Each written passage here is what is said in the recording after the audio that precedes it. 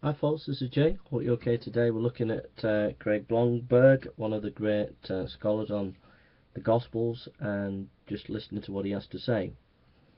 Lee Strobel, interviewing this great scholar, said, "While I appreciate Blomberg's comments so far, I wasn't ready to move on yet. The issue of who wrote the Gospels is tremendously important. I wanted specific details, names, dates, quotations. I finished off my coffee and I put the cup on his desk. Pen poised, I prepared to dig deeper. Let's go back to Mark, Matthew and Luke," I said. "What specific evidence do you have that they are the authors of the Gospels?" Blomberg leaned forward again. "The oldest and probably most significant testimony comes from Papias, who in about AD 125 specifically affirmed that Mark had carefully and accurately recorded Peter's eyewitness observations. In fact, he said Mark made no mistake and did not include any false statement. And Papias said Matthew had preserved the teachings of Jesus as well." Then Irenaeus, writing about 180, confirmed the traditional authorship. "In fact," he said, and reaching for a book, he flipped it open, and Irenaeus' words he read: "Matthew published his own gospel among the Hebrews in their own tongue. When Peter and Paul were preaching the gospel in Rome and founded the church there, after their departure, Mark, the disciple of it and interpreter of Peter himself, handed down to us the writing and substance of Peter's preaching. Luke, the follower of Paul, set down in a book the gospel preached by his teacher. Then John, the disciple of the Lord, who also leaned on his breast, himself produced his gospel while he was living at Ephesus in Asia." We'll listen to a little bit more of Blomberg. And continue to work on that. Then, in a very different category, and there are more examples that could be given in each of these, I've listed what I call unfounded claims of textual corruption. And again, this is not an issue that divides bona fide biblical scholars.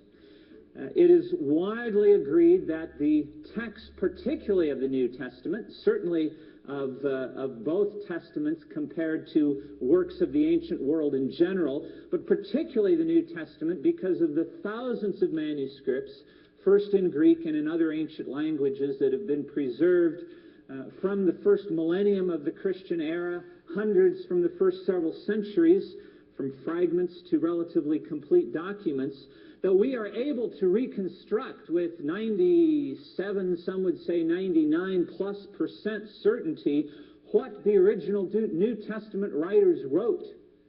Now, that's a completely different question than, do we believe what they wrote? But if we're not even sure if we have accurate copies and translations of what they wrote, then that makes the truth question, the question that the Veritas Forum asks.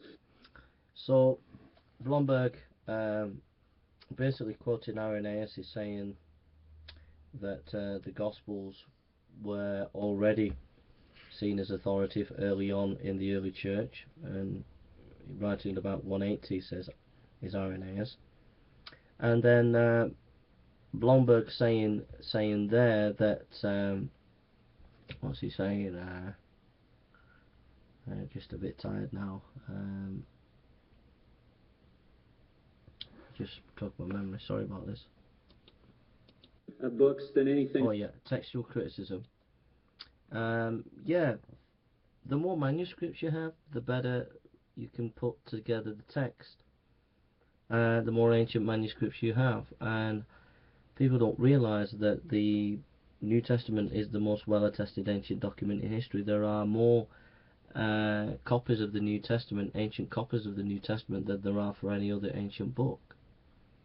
So if we know what Iliad wrote, Homer wrote, if we know what Tacitus wrote, Josephus wrote, only with a small number of manuscripts compared to the New Testament, which is 5 to up to 20,000 manuscripts, then there's a big difference there, and we shouldn't be so skeptical.